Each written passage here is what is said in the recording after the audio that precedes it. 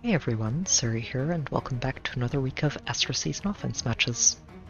I've been looking forward to Dimitri's remix for a while now. He was a pretty regular part of my AR teams until early this year, and with his bonus week on top, I was really looking forward to getting him back in the field.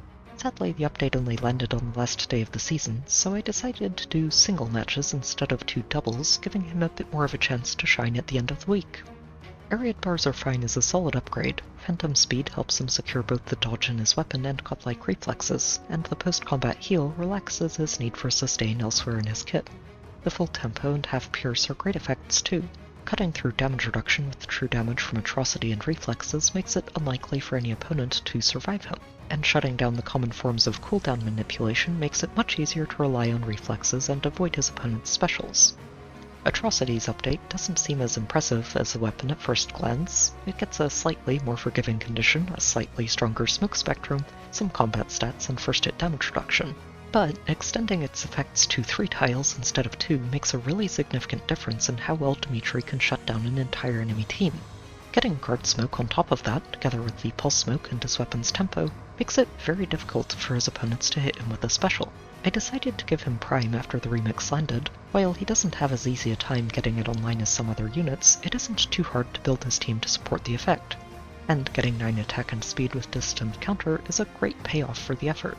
Godlike reflexes gives him a nice blend of unpierceable damage reduction and extra true damage per hit, and he can keep it online pretty easily thanks to Naz donated breath effect and his weapon's tempo. Panic smoke completes his kit nicely. Even if it doesn't have the same reach as Atrocity, the penalty doubler effect still lets him take full advantage of that smoke spectrum, and shutting down visible bonuses is always a useful upside.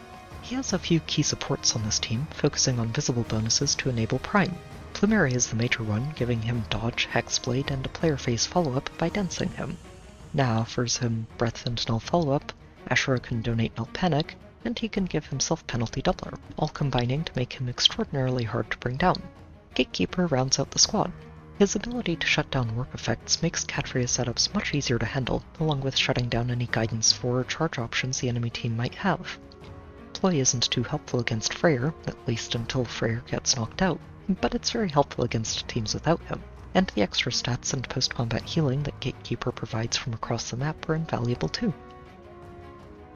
Now that we've gone over the team, let's get to the first match.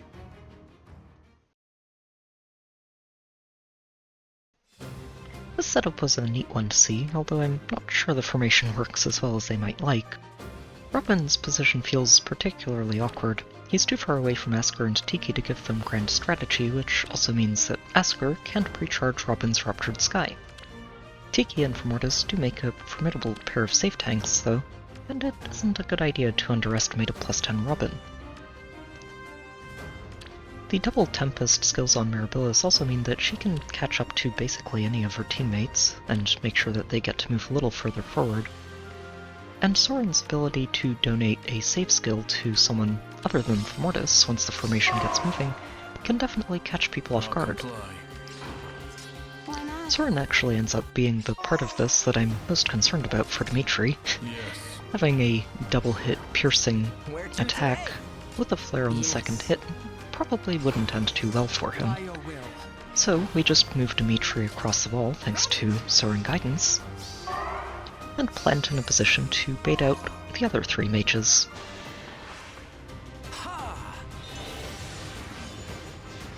Robin goes first, and while he does have the best chances of doing damage to Dimitri, thanks to not having godlike reflexes online before the combat, he just doesn't get much done.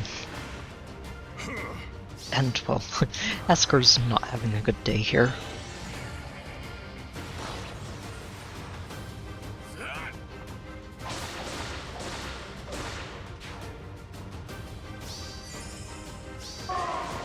Alphonse moves in last and doesn't even get to do damage.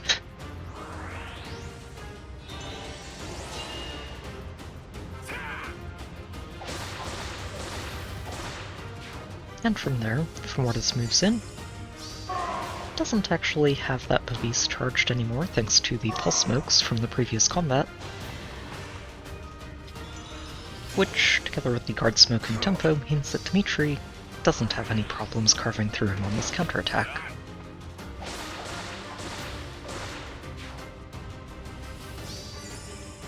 Tiki can't reach us, so it just means that this turn becomes a little bit easier to navigate. Your orders. We start by moving Dimitri forward to attack into Mirabilis and knock her out.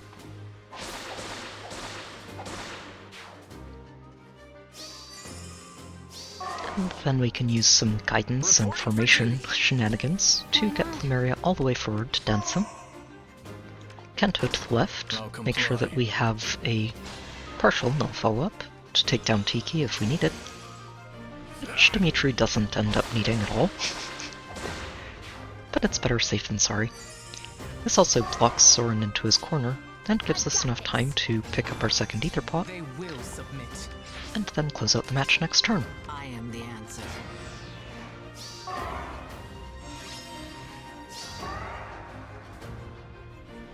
Yes.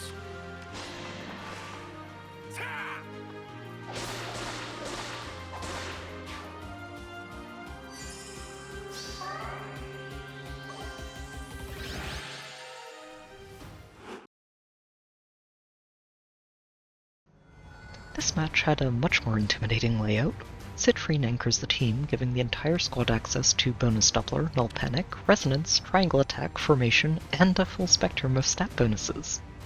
With Freyr protecting them from Elamine and other start-of-turn effects, a pre-charged AoE special from Citrine, and the guard penalty from Arvel, this is a dangerous team to try and tank, and the two safe armors make player phase approaches difficult too. I was thinking of trying to use these defense tiles to help Dimitri tank his way through this at first. The only problem with that is that he would want to attack into this Robin to defuse the pre-charged AoE special from Citrine beforehand. And if he did that, he would end up knocking out the entire enemy team before I had a chance to claim this Aether pot right below Lilywood. So instead, we have Dimitri hop over the wall with Soren Guidance, plant Gatekeeper nearby to stop the formation bonuses from working, and start by tanking Arvel. 73 times 2 is a pretty intimidating pair of hits to try and tank. Especially when Dimitri doesn't actually get a Godlike Reflexes to trigger on the second hit thanks to Arvel's tempo. But he still manages to endure it, and Arvel's really the only one who can threaten him from there. Thanks to Ariadbar's tempo, Dimitri doesn't have to worry about the guard debuff from Arvel or the guard seal from Freyr, and can just fully recharge reflexes after starting to heal back towards full health. Lilywood's much easier to try and tank.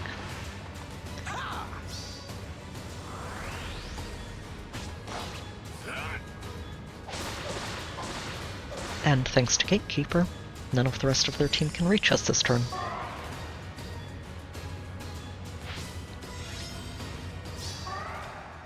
I decide to start by moving Dimitri forward and dancing him to re-enable Dodge and Prime, and move him over to try and claim the Aether pot. Because we did, we don't have to worry too much about avoiding knocking any of them out here, and can just have Thor pick up our second Aether pot, end the turn, and let Dimitri close things out. Formiditz moves in first. He has the lowest health of the rest of his teammates, and does actually get to use this triangle attack. It doesn't really do too much, and Dimitri can just finish him off after that, and everything kind of goes downhill from there. With reflexes online, Citrine really can't do too much to Dimitri, especially without having a triangle attack to enable her.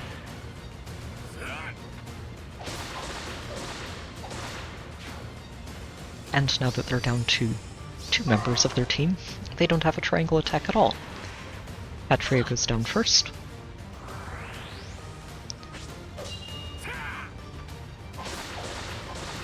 Before we close things out with Robin.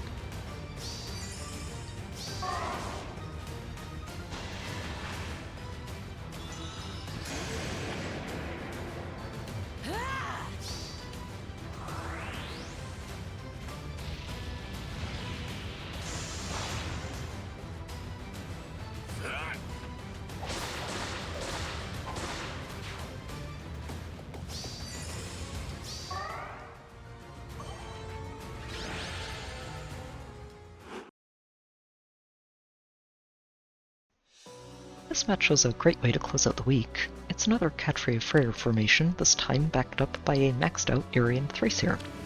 The armor-slaying dagger was a neat touch for Yuri. It's easier to synchronize the team's threat ranges without the extra movement, and the exposure debuff makes it much more dangerous to try and use these defense tiles to tank the team. Especially when Nagi can attack from one of them, survive, and give her team a way to jump further towards the backline than you might expect. They also have an extended rally trap using Yuri and Catria. Yuri will prefer to rally from the defense tile below Nagi, prompting Catria to rally him, and that moves the Guidance 4 beacon a lot further forward than most teams will be prepared to handle. Ready. Unfortunately for them, the team does have a bit of a weakness to Warped Bubble, and we do have a Gatekeeper on our team. Your orders. So I spend the first turn just clearing up these front line of structures and getting ready to move in for turn 2.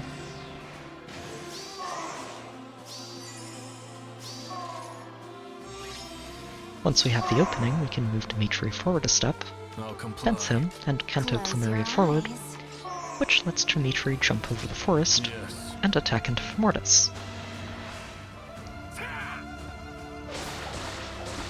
Even if he didn't one-shot for Mortis, cutting that 80% damage reduction for the second hit down to 40 wouldn't make it very hard for him to finish him off. We can reposition Gatekeeper forward, make sure we have Warp Bubble blocking the path to any of our backliners, and let Dimitri handle the freshly debuffed enemy team. Yuri ends up rallying here thanks to the Tactic Room, stopping him from reaching Dimitri right away, and then Thracier starts things off. Unfortunately for her, it's just not really enough to threaten Dimitri, and she can't survive his counterattack. Freyr moves in next, and while he can do 10 times 2, the only damage he's actually doing is coming from exposure, which is not boding well for the rest of his team.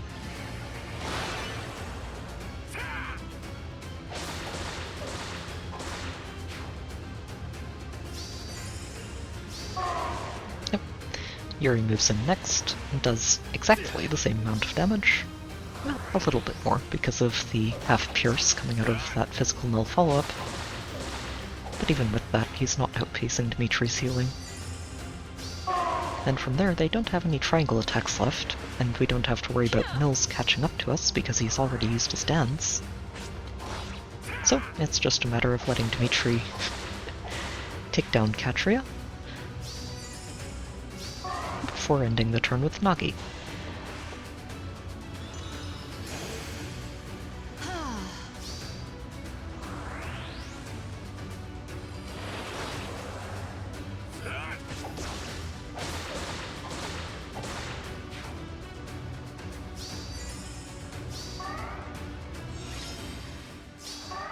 And with all their main threats out of the way, the only thing left is to pick up these Aether pots for a nice clean finish. I'll comply.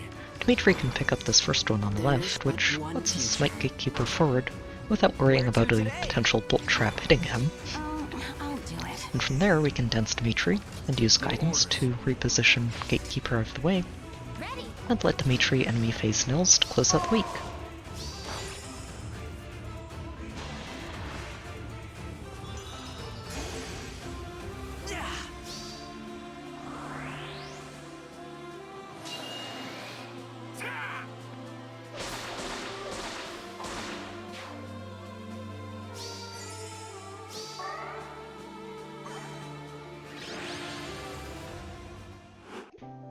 While I would have liked more chances to use Dimitri with his remix during his bonus week, it was still a lot of fun to see him in action again, especially when he got to land a rank 1 finish for his return to the spotlight.